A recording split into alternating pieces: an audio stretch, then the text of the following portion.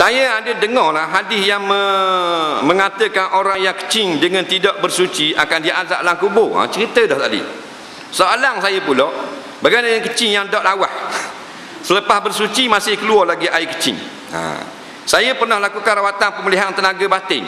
Namun keputusan masih sama. Adakah saya dikirim dosa kerana tidak dapat puaskan isteri saya? Pulak dah. Saya bekerja di bahagian bahagian mana ni? Uduhnya tulisan. Bahagian apa ni? Persetanan benda. Kadang-kadang ada orang yang memberi wang pada saya, katanya duit minum atau duit rokok. Bolehkah saya mengambil? Bukan, tengok molek. Perlesenan. Tak boleh tulis gitu. L macam S. PER patut S. Sini persetanan. Tak apalah itu karbon dah. Baik. Dia kata kalau kecing maknanya basuh dak kata kena dikain semayang juga awal lebih kurang. Memanglah berdosa. Nampak? Tapi bukan nak khabar maknanya kita kecing dak macam kena azab dalam kubur, tapi berhati-hati, berjaga-jaga, at-targhib wat-tarhib. Nak takutkan kita daripada susah akhirat, nak gemakan kita supaya senang di akhirat. Tu kaedah Rasulullah beri ucapan. Kemudian ditanya orang yang kecing tak lawah. Kena azab juga. Dengar molek. Kecing tak lawah ni biasanya orang lelaki. Orang puang ada juga, tapi ketika masa yang tertentu. Orang lelaki ni dia jadi satu penyakit dah. Dia antara sebabnya kecing tak lawah ni paip. Ni paip. Ni contoh paip. Kan kata tu mikrofon. Tahu dah buat contoh. Ni paip, kita buka paip di rumah. Benda panggil sini. Paip tak? Pili aduh, pili tu. Sombong tak? Paip. Bila kita buka paip keluar air, tu kita kecing. Tak?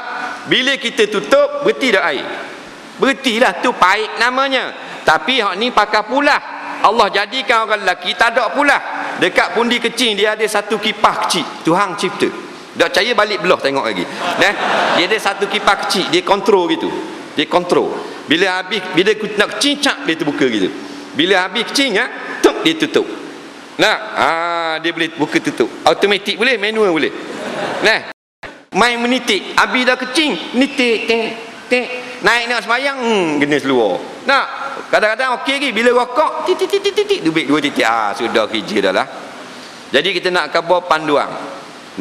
Kalau nak kecing, sikit-sikit boleh ok. Ok tak ada ok. Orang Terengganu panggil ok. Sini panggil dia? Tahan. Tahan. Boleh tahan. Tapi kalau nak kecing tu berat sangat, jangan tahan. Kecing, jangan kecing. Dia kecing selalu. Bila kita tahan sangat, kipas tu dia rosak. Nampak? Dia boleh jam. Faham tak? Jadi orang selalu tahan kecing, akhirnya rosak. Itu salah satu punca. Yang kedua, bila kita kecing dia keluar kelajuan, adalah kelajuan. Jangan amalkan kita tambah kelajuan. Bagi laju. Faham tak? Ada tak buat gitu? Kecing tu okey dah. Kita buat laju lagi. Cung bagi laju. Sekali-sekala okey. Kalau kita amal, kipas ni akan rosak.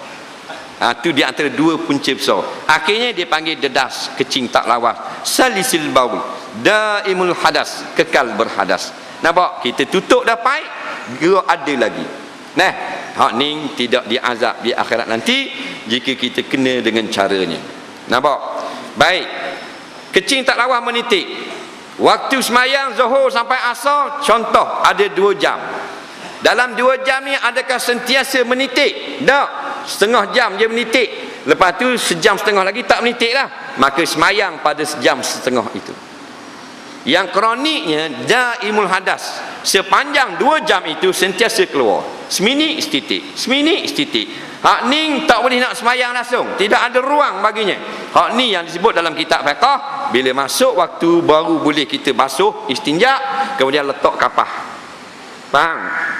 Letak kapah, letak tali, jangan getah geting. Nampak tak? supaya tahan, dan ambil wuduk dan semayang cepat-cepat. Bila kita buat macam tu, kita semayang keluar air kecing, sah dimaaf pada syarak. Kerana kita ada musyaqqah. Al-musyaqqatu tajlibu taisir. Bila kita dalam musyaqqah, kepayahan, maka syarak beri kelonggaran kepada kita. Cuma tak boleh jadi tok imam.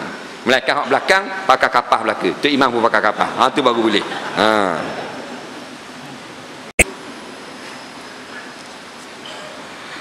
Dia ni lemah tenaga batin, faham lah. Lemah tenaga batin, faham? Apa dia? Faham tak? Faham benda? Suka pula dah. Faham? Faham ke Johor? Faham tak? Kenapa lemah tenaga batin? Arab panggil unnah. Unnah. Bukan ma'unah. Tu lah ingat tu. Unnah ni maknanya isteri ada tak boleh tembak. Nampak? Penyakit. Jangan suka. Ni penyakit. Kena gemung balik awal. Tak boleh nak menjimak isteri. Unnah ada dua. Yang pertama boleh jimak tapi sekejap. 2 minit tidur. Hak unnah yang teruk tak bangun langsung. Dia bangun. Hak tu tak bangun. Jadi dia berobat, masih lagi belum lagi dapat jadi tak baik lagi. Adakah dia berdosa? Jawabnya tidak berdosa. Nampak? Bukan disengajakan. Ini penyakit yang diturunkan oleh Allah. Cuma orang perempuan dia boleh minta fasakh jika lelaki itu unnah, mati pucuk. Nampak? Dia boleh minta fasakh, tak ada masalah. Sebab hak dia. Suami dia tak boleh setubuh dia. Dia ada hak, dia boleh batalkan pernikahan. Jangan main masalah batin ni. Jangan buat gurau. Kereta boleh beli 18 buah, hak tu tak boleh beli. Jadi pihak lelaki Nabi suruh berobat, tadawau, berobat. Jangan putus asa. Yakin dengan kebesaran Allah. Allah yang turunkan penyakit dan Allah turunkan obat. 2 je penyakit, tak ada obat. Yang pertama mati, yang kedua tu. Maka unnah ni ada obat juga. Banyak berdoa, minta dengan Allah Ta'ala dulu. Kerana Allah, minta. Bernazar, kalau aku hilang penyakit unnah aku ini, aku menazar nak sembelih 2 ekor lembu makan di Masjid Ar-Ridwan. Nazar gitu. Ni nazar biskup Mary nak hari sini. Biar besar gitu. Tanda kita bersungguh-sungguh minta pertolongan Allah. Iyyaka na'budu, aku sembahyang sembah mudah. Wa iyyaka nasta'in, dan aku hanya minta tolong kepadamu. Maka malam ni aku minta tolong. Berdoa sungguh-sungguh. Aku bernazar kalau mu sembuhkan penyakit batin aku ini, aku nak sembelih lembu 2 ekor, atau aku nak sedekah RM10,000 pada pondok ni, madrasah tu. Sebut nazar. Nampak? Kemudian berobat.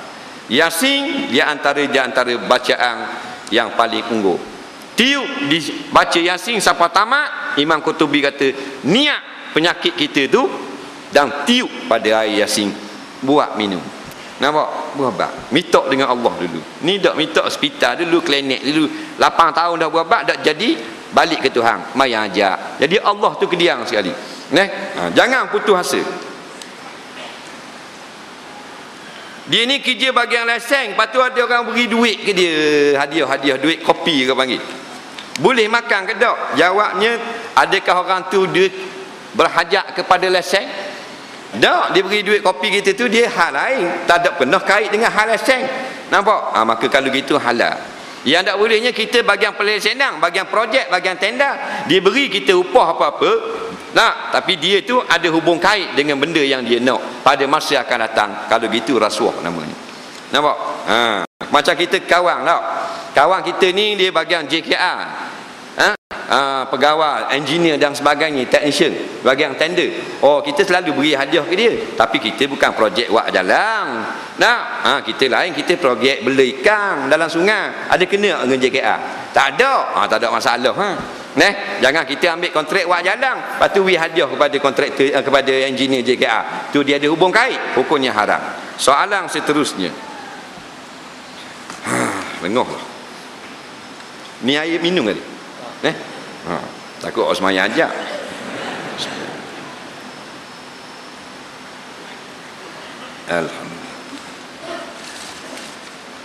15 minit lagi.